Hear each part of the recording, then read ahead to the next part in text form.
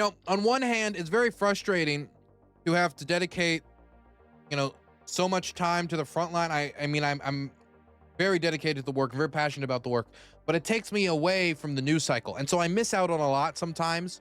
And at the end of at the end of the day, when before I'd be like checking out the news throughout the day, seeing the developing stories.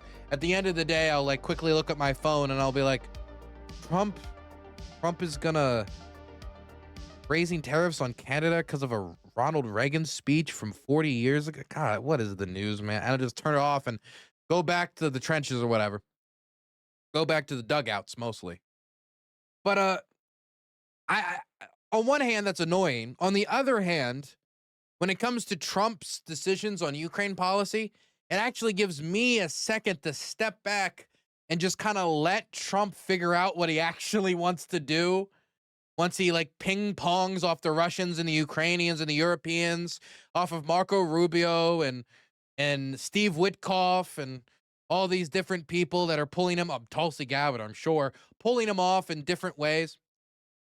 And so I think that there is a usefulness in that, but I do wish I could pay more attention, but it does make my job easier because now we can just kind of clarify the roller coaster we've been through and then just stop at the ending station that we've arrived at. So first, I want to do a quick flashback to where we were when Trump got inaugurated. This is 2 days into his inauguration. So this is 24 hours after his 24-hour peace deal was supposed to go into effect. Here is Donald Trump talking about the possibility of sanctions on the Russians as of, well, I guess now it would be 10 months ago. I'm not looking to hurt Russia. I love the Russian people and always have had a very good relationship with President Putin. And this despite the radical left's Russia, Russia, Russia hoax. We must never forget that Russia's helped us win the Second World War, losing almost 60 million lives in the process. So what's interesting about this statistic is that usually the problem is when talking about Russia and World War II death statistics is that people will just take every single Soviet casualty and then they'll call it Russia because people see Soviet Union and all the Soviet republics and they just make that synonymous with Russia. And so there's been many times where I've got very frustrated because people who should, be educated enough to know this end up attributing Ukrainian military deaths from the Second World War as Russia's contribution to the Second World War. Because the Ukrainians probably dealt, out of all the Soviet republics, got dealt some of the most brutal blows in occupation as they were the center of the fascist Lebensraum policy, and they tore through the country, massacring Jewish communities and just burning the country. Kiev was burnt. Kharkiv was burnt. Very, very difficult times. And then, of course, the Soviet war machine comes back through the country. Everything burns twice over. It dealt with horrible casualties. But here, he skips that entirely, and he attributes every World War II death, including American, by the way, because 60 million is widely regarded as the rough estimate as to how many people died in World War II. So this actually includes American military dead. In fact, I think this includes German military dead. So we're thanking the Russians for the German war dead of World War II. Okay. All of that being said, I'm going to do Russia, whose economy is failing, and President Putin a very big favor. Settle now and stop this ridiculous war. It's only going to get worse if we don't make a deal, and soon. And soon, he said, 10 months ago. I will have no other choice but to put high levels of taxes, tariffs, and sanctions on anything being sold by Russia to the United States and various other participating countries. Let's get this war, which never would have started if by the way, the way he talks about it makes it sound like, okay, so we're going to put a tax on the goods from Russia that we're not really importing because we're only importing like a few billion anyway. But then he says other participating countries, and then he says sanctions. So it's like, okay, does that? He just talks about it in a very confusing way. But I think maybe that's purposeful to keep his hand open, keep some flexibility. Who knows? Let's get this war, which never would have started if I was president, over with. We can do it the easy way or the hard way. And the easy way is always better. It's time to make a deal. No more lives should be lost. So remember, this is him threatening sanctions against the Russians. Very soon, consequences. 10 months ago. For 10 months, he did nothing. Here is him in March, 2 months later, based on the fact that Russia is absolutely pounding Ukraine on the battlefield right now.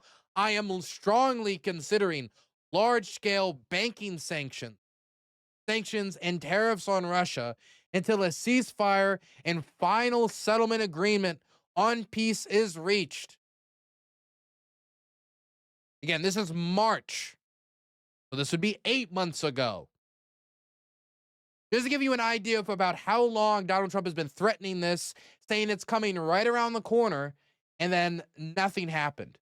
And if you're the Russians, from your perspective, why don't you just let that play out?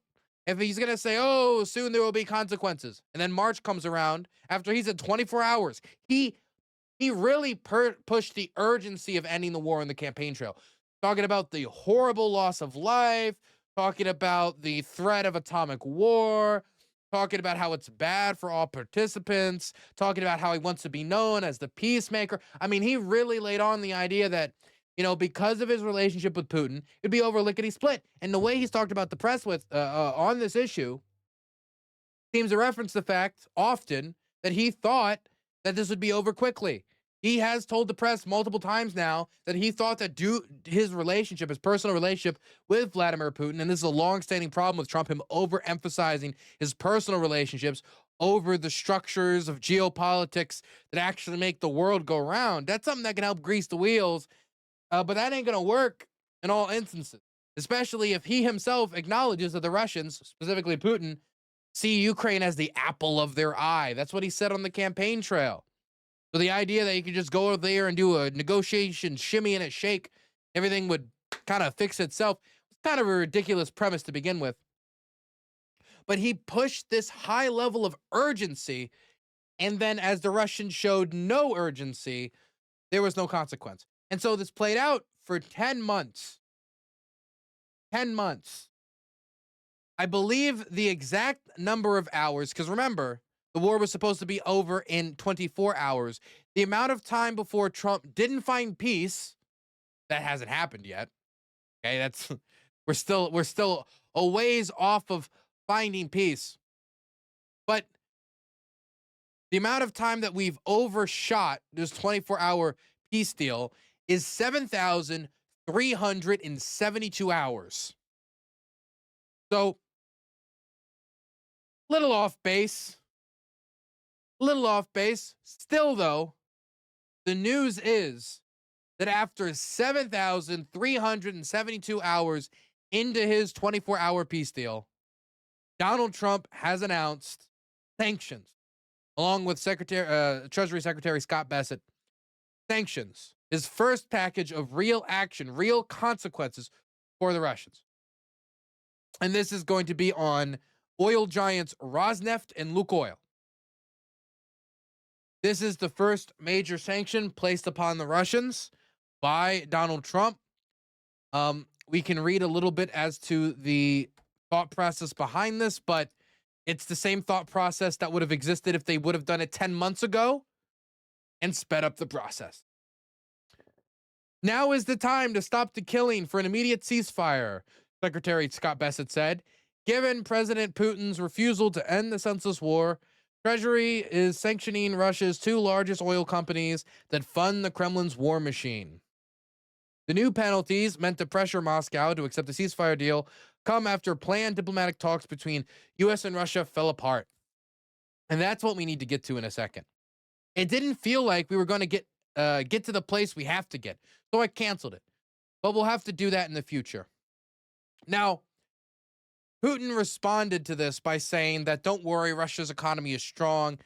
There's going to be no problems. Now, if you read the state press in Russia, they tell the public Russia's headed towards a recession, and they're going to head towards a recession. Whether it's now, during the war, after the war, they're headed in the direction of a recession, and they've made economic decisions on running the economy hot, hot, hot, hot, hot, that can only lead in that direction. That's the only way they've been able to keep that GDP growth of roughly 4%, which is rapidly shrinking as we speak. So that has consequences. These sanctions placed on top of it, while the Ukrainians are engaged in a campaign of strikes against Russian energy infrastructure, does build up pressure.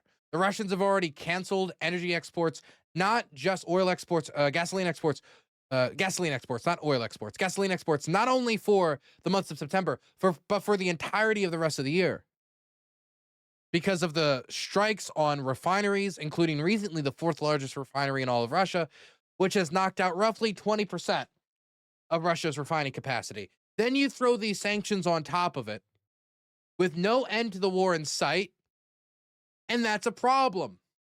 And when I say that's a problem, and to give you guys an idea about how this isn't just complete performative, like this is something that can have a real impact. Let me show you some headlines here about what we might see in the near future when it comes to Indian trade. Now, Trump has said for a while that he's going to get India to stop Russian oil imports. He said that he was throwing out the idea of tariffs here and sanction there, and economic consequences for the Indians. It's actually the first time where he actually did increase his tariffs on a country in response to their huge import of Russian energy. He didn't do that on Viktor Orban, and currently the Hungarian government is trying to find ways to avoid, economic repercussions for the continued import and funding, import of Russian energy and funding of the Russian war machine. Trump, though, did single out India, and he has been saying in the last few days that he's going to get India to stop Russian oil imports, all of them, by the end of 2025, and that he's already getting them to slash it. Now, Trump's word on its own might not be worth the sun, the moon, and all the gems and all the land, all the rubies and all the gold, but it is true that Russian oil supplies to India are slowing. And Indian refiners are saying that oil flow is plunging due to the sanctions, as they are scared to import that oil because, yes, they get it at a huge discount. Yes, and that hurts the Russians because they have to sell it much cheaper, but they don't have much options. But if you are blocked out of the American market, which is much larger than the Russian market, that could be a problem for a lot of companies. Maybe not every company, but a lot of companies. Flow of Russian oil to major Indian refineries, a boon for both countries' economies over the past 3 years, are expected to fall to near zero. Be in line with what Trump said. Near zero. I mean, not perfectly in line, because near is not all, but near zero after the U.S. imposed sanctions on crude giants Rosneft, PJSC, and Lukoil, PJSC. Now, mind you, we're talking about oil. There's also things like liquefied natural gas. But as more refineries are targeted, Russia has had to stop refining their energy, refining their crude oil into products that they can sell at a higher markup. They've instead defaulted to exporting the crude because the refineries are getting blown up. And if you don't have a refinery to refine it, well, you still need to sell it. And so they sell it by the barrel. They sell it through their shadow fleet, which is something that Trump is going to have to be pretty aggressive on. And that's a big question here. It's not just a question about placing the sanctions. It's also a question about sanctions enforcement. How vigorously will Trump pursue going after these Russian energy giants? How vigorously will he go out there, put staff on the job to say, you find these shadow fleets and coordinate with Europe. We're going to take them down. Trump's blowing up drug boats off the coast of, well, what they say are drug boats off the coast of Venezuela. Some of them probably are. If all of them are, I do not know. They didn't prove it. Kind of blew up all the evidence. But, are we going to see anything like that when it comes to the shadow fleet? Probably not. But some vigor when engaging with the shadow fleet would be useful when trying to target these Russian energy giants, but they have to export oil instead of refined goods. That brings the price of oil down because more oil on the market means the price goes down, which then gives them diminishing returns, which is a problem in and of itself. But if you can't refine it and then the oil is no longer being imported by India, that's a major problem. That's not an immediate crisis, as in the Russian economy will collapse overnight. Just wait, all the NATO dogs are going to be dancing on the corpse of the Russian economy. But it does mean a lingering issue that is not going away as Russia is losing its market share due to fear of further consequences from the American government, on top of course, the negative effects from, avoiding these sanctions right now. And it's not just, Bloomberg covering this. It's also the Moscow Times, which is quoting Reuters. Indian refiners moved to slash Russian oil imports after new Trump sanctions. And it's not just India. It's also, would you believe it or not, China. Chinese state oil majors suspend Russian oil buys due to sanctions, sources say. This is from Reuters, too. Reuters got an exclusive on the Indian imports. They got an exclusive on the China state oil imports. You got to give Reuters credit here. They're all over this story, left, right, and center.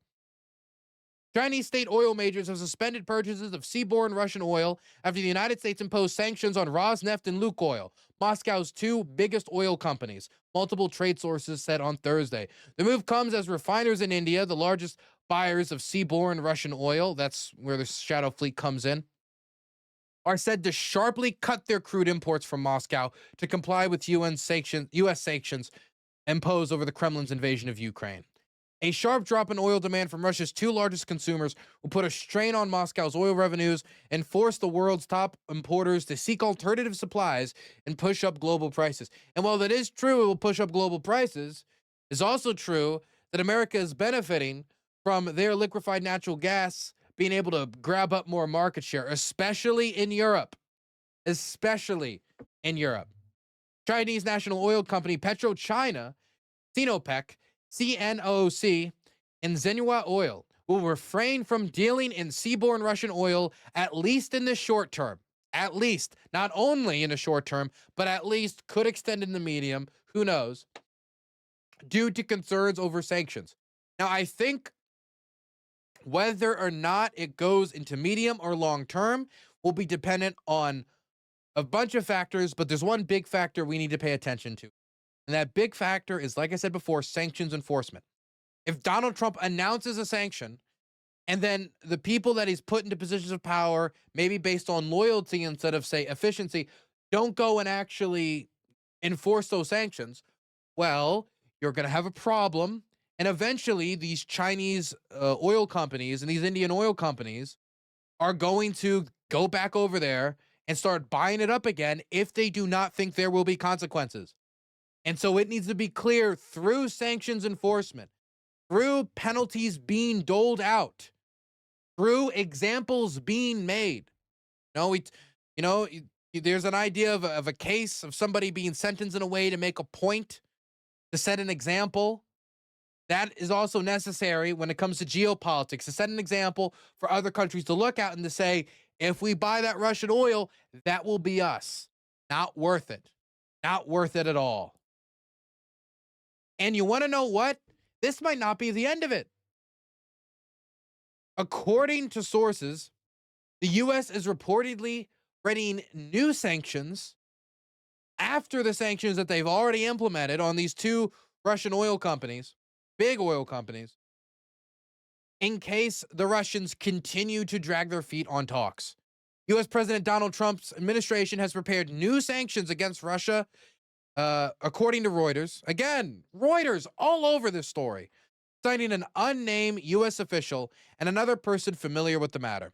The sanctions could reportedly be imposed if Russian President Vladimir Putin shows no interest in meaningful negotiations and continues to delay ending the war in Ukraine. Now, look, this probably comes with a huge asterisk. The Europeans just implemented their 19th sanctions package. Yes, 19th. It's quite that's quite significant, isn't it? But they've implemented their 19th sanction package and covered everything from energy, including a ban on the import of Russian LNG, which is quite significant. But it's also uh, by 2027. So that gives Russia time to profit for the rest of 2025 and through 2026. But, that's something. That's a thing. They also sanctioned toilets and toiletry items. I guess somebody came to the conclusion that Russia probably looted enough toilets from Ukraine at the start of the war. These magic creations, these which is what I imagine the Russian soldiers thought, these magic creations descended from the heaven. And they looted them, so I guess they don't need them. That's what the Europeans have decided. But the big back chatter is that the U.S. might be willing to engage in new sanctions, as the Kiev Independent is reporting off of Reuters' good work. Again, good job, Reuters. But there's a condition, there's an asterisk. Trump and the administration want the Europeans to do more. They're going to want a 20th sanction package before they do anything else.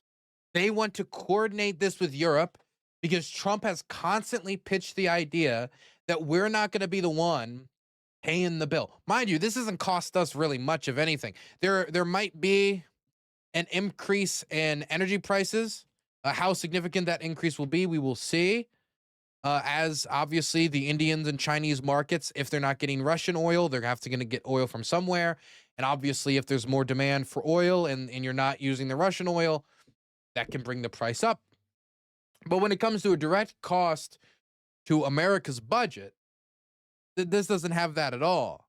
But if we're going to be implementing these actions, if we're going to be taking a possible energy price increase at the same time when Trump is already polling pretty bad on the economy, it isn't that surprising that he would want to see Europe do more. And when you see things like, hey, we're going to ban LNG imports, yay, by 2027.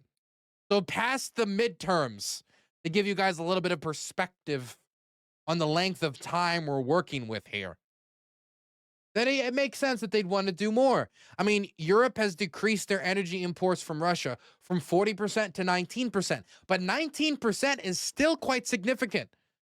And the fact that the Hungarians and the Slovaks are still trying to find ways to dodge it, to never have to really, engage with sanction policy, pretty bothersome. And that's going to be something that the Europeans should and will have to tackle if they want increasing pressure from the United States, which, considering how much they've done backflips, oh yeah, we'll do 5% NATO spending, unless you're Spain. Oh, we'll do this. Oh, we'll do that. If they're willing to do all those backflips, doing more sanctions on Russia to try to put more pressure on the Russians, not only is it something that makes sense, it's something that will actively assist in the effort. And it's probably going to cost the Europeans less than the 5% of NATO spending when we're going back into Cold War era spending at the same time that the French economy and the French budget. I mean, the reason that the French government keeps collapsing is because they can't agree on a budget and the opposition wants to spend more at a time where French deficit spending is already, pretty out there.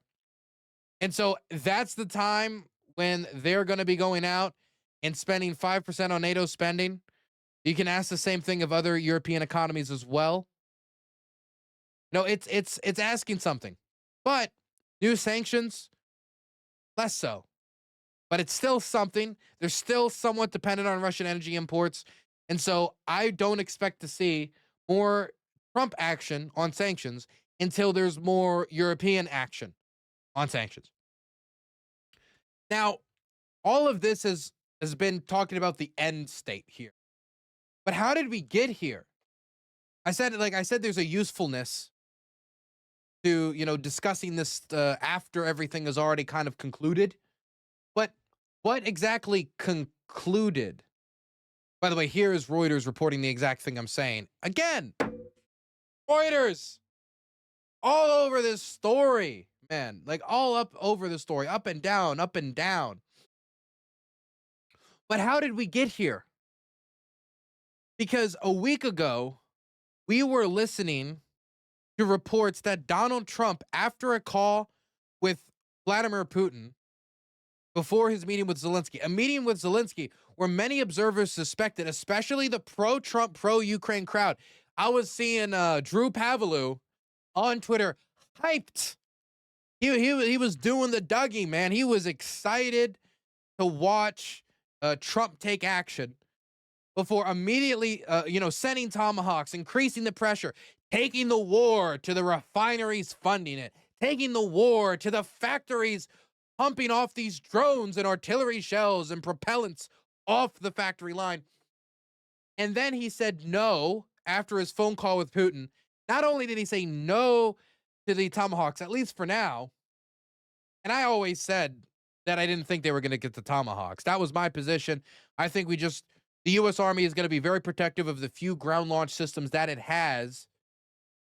Even though Trump has been much more reckless with limited reserves we have in other capacities, like the $20 billion we sent over to Argentina from the Treasury supply of $220 billion, when we have like 4,500 tomahawks, we can't give them 100 of those. But I still think we have a more limited supply of the ground launch systems that makes sense as to why there would be problems from the American perspective, which is why I always thought we would work to send a different system, be it a Cold War era system or something else that is more long range and can bring some terror to how the Russians are funding the war. But we went from, we might send tomahawks, I've basically made a decision, as how Trump said, to, no, we're not going to do that. And according to reports, now Trump said afterwards, this is not true. This is not true. Trump said, according to reports, you guys should maybe give up the Donbass.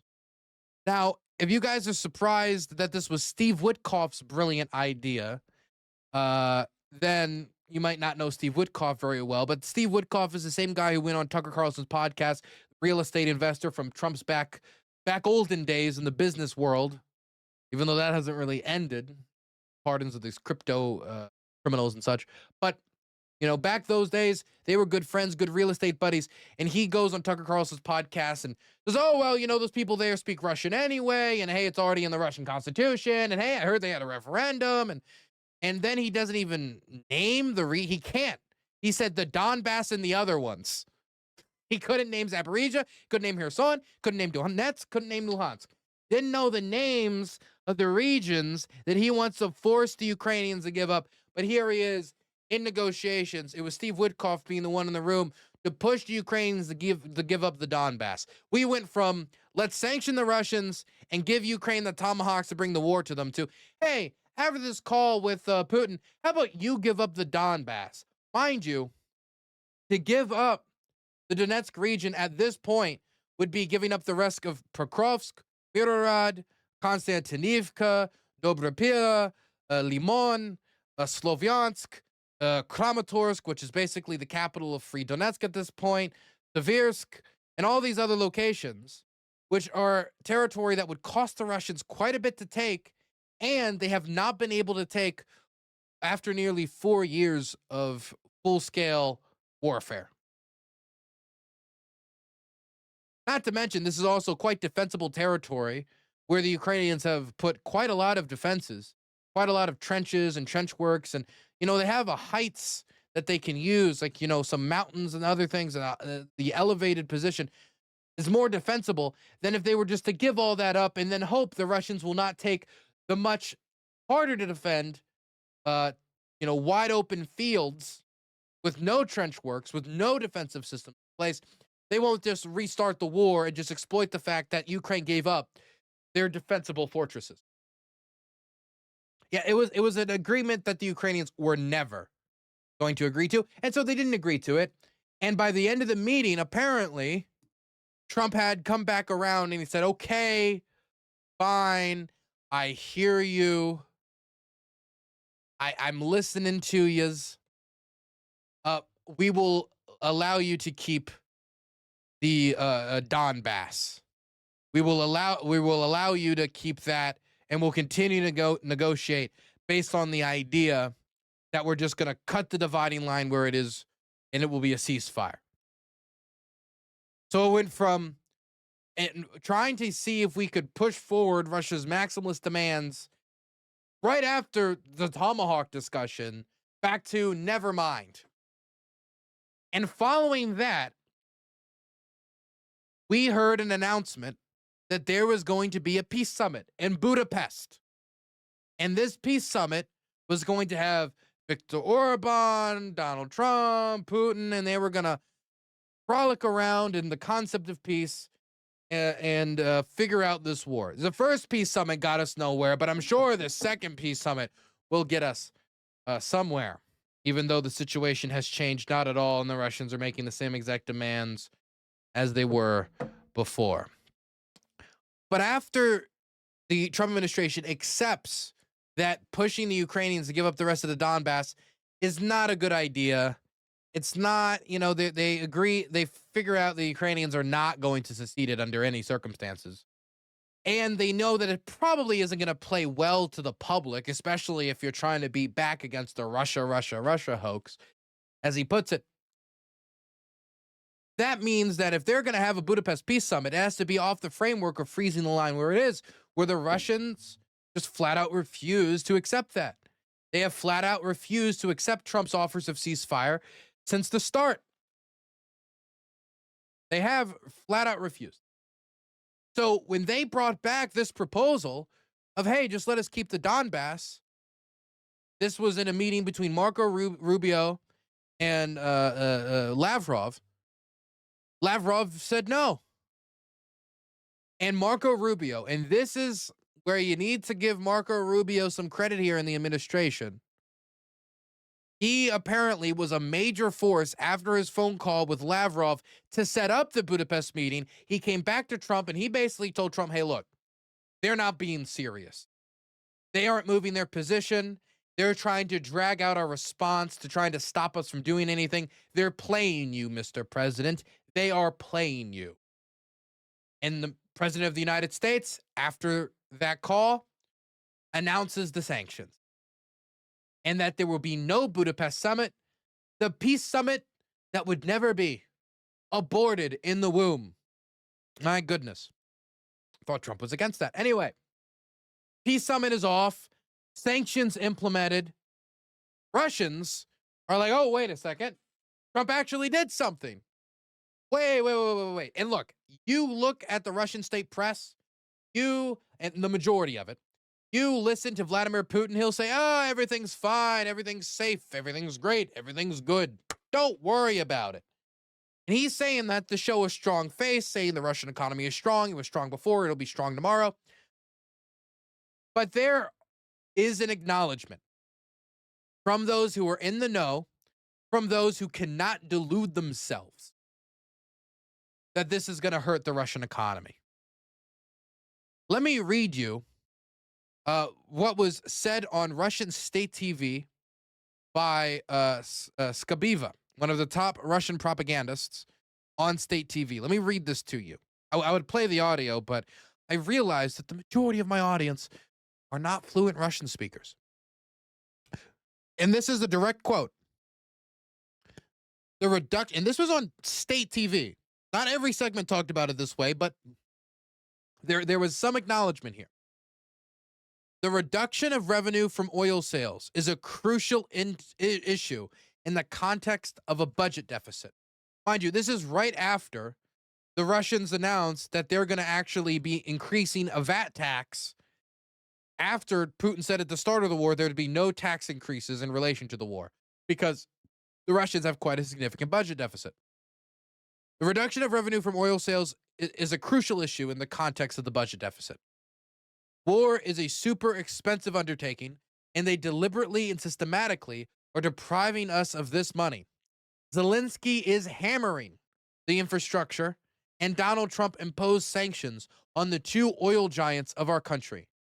This will cause problems for China and India, as we have already talked about and has been reported by the Moscow Times and Reuters extensively.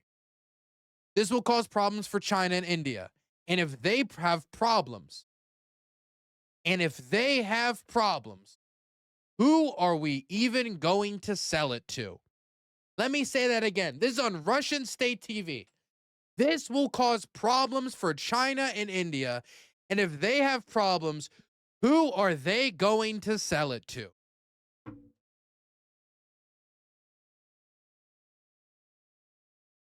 I will be accepting any and all apologies from every single commentator from this garbage platform who has said that this type of sanction policy would not have an effect. That the Russian economy is basically invincible. They talk about the Russians as if not that they're humans. It's actually dehumanizing the way that a lot of Russophiles talk about Russia. Oh, the invincible Ruski Mir. I mean, they conquered in World War II. They shall always conquer. They're so big. They're so mighty. They talk about them as if they're like Zeus or some god of yore that is unbeatable. They talk about them as if it's something from a video game, not a real country with real issues with a real economy. And it is a very real economy, and it's running into problems. So the Russians see this, and while the government's playing a strong game, trying to, keep a confident, front-facing attitude, they are working to try to stop this. And so what the Russians did is they sent Kirill Dmitriev, one of Putin's right-hand men, who is not only, works in the economy, works in the business sector, but is also widely speculated to be part of the Russian intelligence networks. He will apparently sue you if you say that, though. So I don't think he'll sue me, but if you're, somewhere within suing range.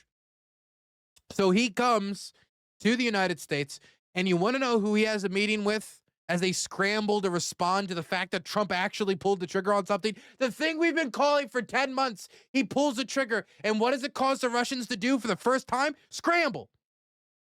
Causing them to scramble. They send Kirill Dmitriev, and they really did the ringer with Kirill Dmitriev. I don't know if you guys saw, but they had that dude like running the podcast circuit. Like, one second, let me see if I can pull this up. Here he is on Laura Logan's show, on her alternative media podcast, where she asked the Putin quiet diplomacy. Kirill Dmitriev on U.S.-Russia Dialogue, episode 41, going rogue with Laura Logan. Why does this idea of a U.S.-Russia alliance threaten the very fabric of globalist agenda? Globalist, used as such a catch-all term. Who's globalist agenda? Who's globalist agenda? There's many different types of globalists, actually. I would make the argument that the Russians are a globalist just of a different sort. They just have a different idea of globalism, not one that's based in an international rules-based order, but in an order that they would like to build. An order that is much closer to what we saw in 1914 than what we have today. Not to say that the system we have today is all kittens and rainbows. Laura Logan talks rogue on the road to Moscow and sits down with Kirill Dmitriev. So he's doing like the podcast run to try to build back public sentiment against supporting Ukraine, because currently the polls suggest that 3 out of 4 Americans, 75% of Americans want further actions against the Russians. That is not only a majority, that is an overwhelming majority that is very hard to find in these partisan times. I don't really know of really many issues that have that type of overwhelming support outside of the only other issue that I saw that pulled that high was an extension of the ACA tax credits. So that's the only other issue that I can think of in American domestic politics, that is. If you're curious as to the talking points that he's bringing out to try to convince people that, it's all fruitless, key points from Kirill Dmitriev's statements. The language of pressure does not work with Russia. It's very important that its national interests are always clearly taken into account by the United States. The potential for economic cooperation between the U.S. and Russia remains, but only if there is respectful treatment of Moscow's interests. Sanctions and unfriendly Western measures will not affect the Russian economy. It will simply lead to higher fuel prices in the United States. If this is true, that it will not, at the same time that domestic Russian media is saying, yeah, this will hurt. When they're talking to Russians, they're like, yeah, this might hurt a bit. When they're talking to the rest of the world, We are invincible because they have to prepare the domestic population for economic troubles. Uh, the economy of the UK and the EU is in dire condition, which is why Europeans are trying to create an enemy image in the face of Russia. Create an enemy image. Well, they make it very easy, don't they? Oil prices, in light of the new U.S. sanctions against Russia, have already risen and will continue to rise. Russia will convey to the Trump administration that its officials must not become Biden's by following previous wrong approaches. If you look at Trump messaging, whether it is, like, if they catch a random criminal, they're going to say, this is different than what Biden used to do. They pick up a piece of trash off the street. This is different than what Biden used to do. If they negotiate a failing peace deal in the Congo, this is different than Biden used. Everything's framed off of Trump's magnanimously better performance than Joe Biden. And so the Russians have picked up on this. And so they're just saying, don't be Joe Biden. The problem with this argument, though, is Zelensky could easily just go up to Trump and say, you could win the war, Biden lost. And then boom, you've got if it's just going to be based off of the framing of, spite, which I do think Trump is motivated in large part, the Ukrainians can easily play into that game as well. And the last point he's largely hitting on, Russia will tell the United States that Kyiv is disrupting the necessary dialogue. Mind you, the Ukrainians have agreed to the unilateral ceasefire that Trump has asked for the last 9 months. The Russians agreed to ceasefires that they then immediately violated. And I mean, how is someone like Marco Rubio and those who advise the president supposed to interpret that? Acting on instructions from Europeans and pushing for continued conflict. So, from Kirill Dmitriev's propaganda perspective, Ukraine's the reason negotiations are failing. All this will do is lead to higher energy prices for you guys. Come on, take our interests into account. Oil prices are just going to go up, and the Europeans are suffering. They're bleeding out. It's terrible. It's terrible. By the way, this type of dialogue has had effect on sitting U.S. Congress people. This is Representative Paula Anna Luna. She actually had meetings with the Russian Foreign Ministry over a whole host of issues, including the JFK assassination, where she was announcing proudly, the Russian government has chosen me to share secretive files of the JFK assassination and who really could have been behind the scheme. It's the type of stuff coming out hey guys, you want to hear the truth about chemtrails? Just trying to play into the conspiratorial nature of the Republican base and grabbing up people like Paula Ann Luna. But the worst argument is the one that she picks up, and she picks it up on the PBD podcast, which is supposed to be hosted by somebody who knows a thing or two about money or a thing or two about trade and finance, but seems to be completely lost in this conversation as to why what she's saying makes no sense at all. She says, taking up this Kirill Dmitriev messaging, America should be embracing trade opportunities in peace versus advocating for the neocon agenda of war. Why would we alienate a superpower when we could have open dialogue for peace and negotiate trade that would benefit Americans? Our trade before the Russians invaded Ukraine with Russia was $38 billion a year. Europe was $1.82 trillion. I'm sorry, but I care a lot more about some of the wealthiest economies in the world who have more of the funds to actually buy the products that we are manufacturing in the United States and who are more reliable allies trading with us at $1.8 trillion, over $1.8 trillion a year, much more than the $30 billion that Russia offers us. What, uranium is probably, you can point towards uranium, maybe. But the idea that Russia is some untapped economic potential, that if the United States, and you can even see, look at the look at this, look how easy it is to get her. Again. Look at this.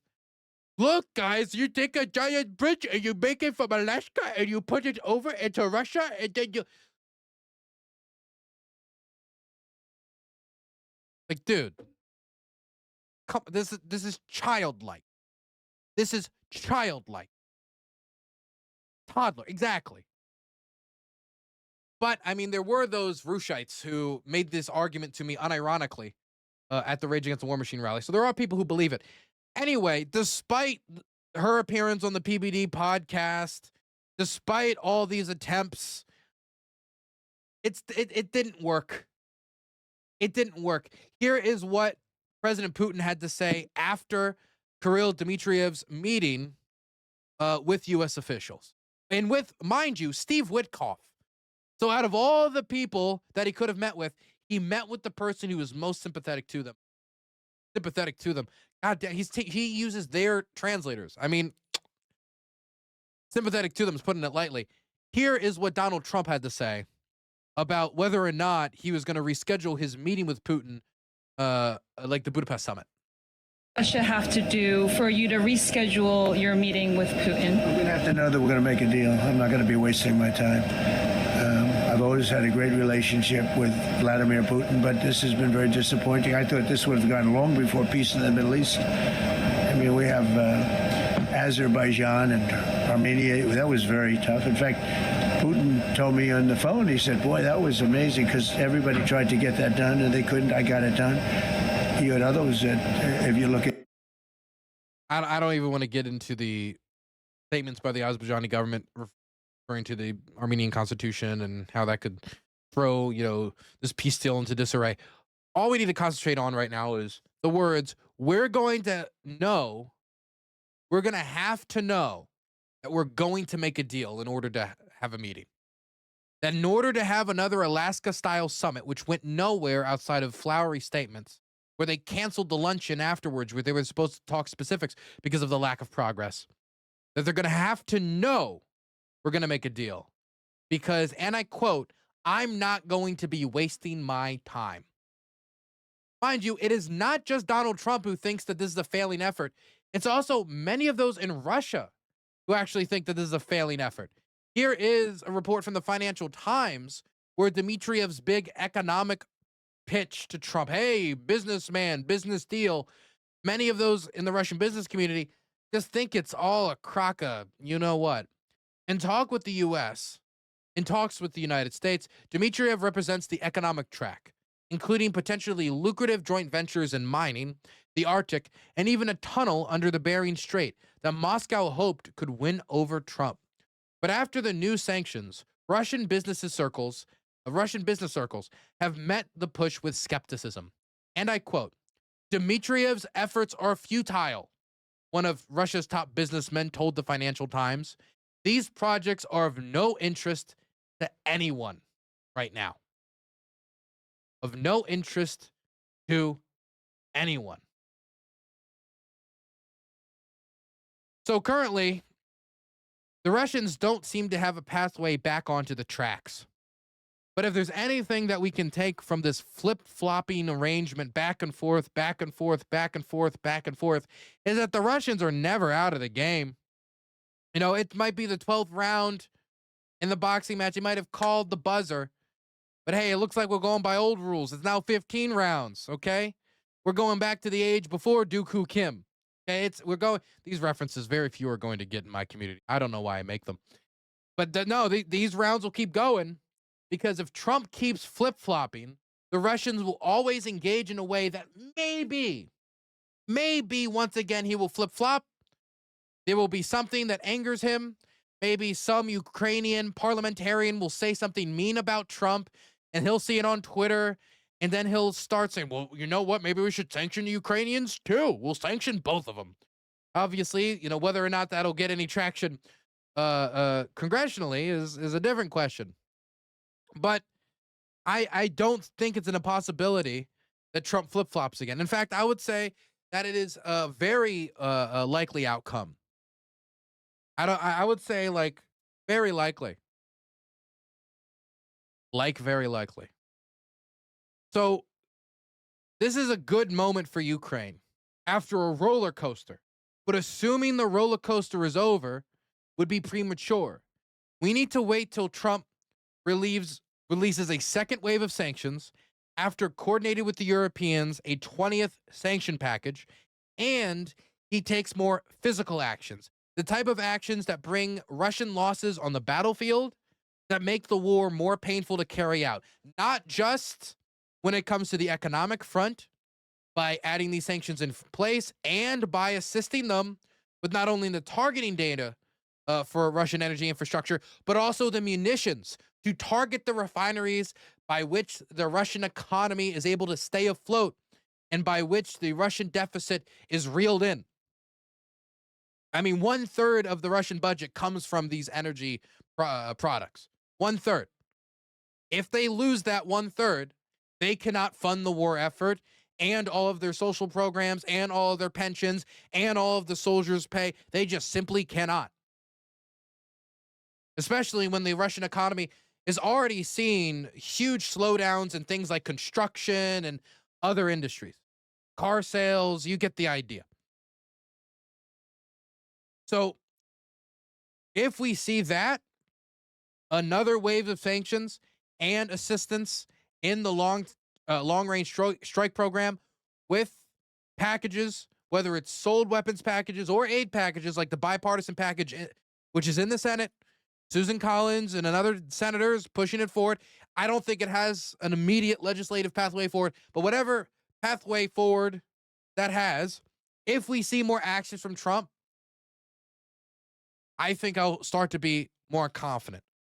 Because if the roller coaster stabilizes and it just becomes a railway track, then we'll be on the right track. I'll feel a lot better. But that's the problem with Trump. He can derail the situation on a whim. And so this is a very difficult balancing act that the Ukrainians have been able to pull out after 10 grueling months of inaction. And you want to know what Trump said? And this is what we'll wrap up this segment on. You want to know what Trump said when he heard that Vladimir Putin said that they could withstand these sanctions?